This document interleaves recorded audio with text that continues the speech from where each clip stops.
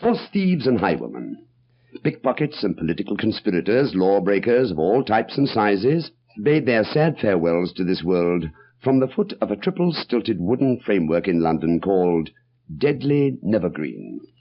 This was the gallows tree of Tyburn Prison, the most lethal gallows in British history, and an object very important to the story we'll be telling you on this edition of Word Detective, prepared for you as an educational service of this station in cooperation with the makers of Underwood typewriters.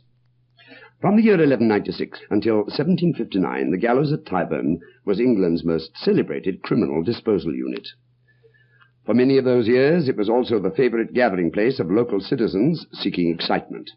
For in the pre-baseball days of Elizabethan England, hanging was considered a rather choice form of spectator sport. Whenever word went out that an enemy of the crown had a date with death on the gallows tree, the cobblestone courtyard of Tyburn was mobbed with eager spectators, plus ample women and other assorted snack peddlers to minister to their needs. Tyburn, you might say, was the Yankee Stadium of hanging. It was a very busy spot, too, for the death penalty in those days was common. Not only could you find yourself at the end of a rope for piracy, murder, or conspiring against the Queen, but also for such minor offences as stealing hawk's eggs. Hardly a week went by without some sort of activity at Tyburn, and regular visitors became real gallows connoisseurs, passing their critical judgment on both the last-minute behaviour of the criminals and on the technical smoothness of the execution itself. When a man was a master with a rope, he earned the crowd's awesome respect, and within his very limited field, fame.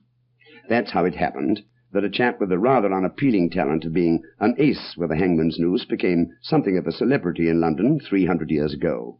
It also accounts for the fact that his name is part of our language today. I'll type the name out for you now on my Underwood typewriter.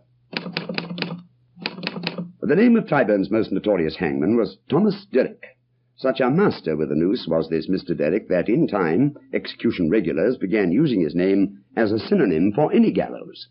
When a hoisting apparatus was invented which closely resembled Mr. Derrick's infamous three-stilted gallows tree, the name Derrick was given to it, too.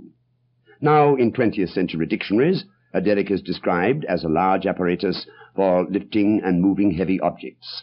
It's a very handy bit of equipment, and a lot more pleasant to consider than that original derrick, which the celebrated London hangman used, whose function it was to lift and move heavy objects from this world to the next.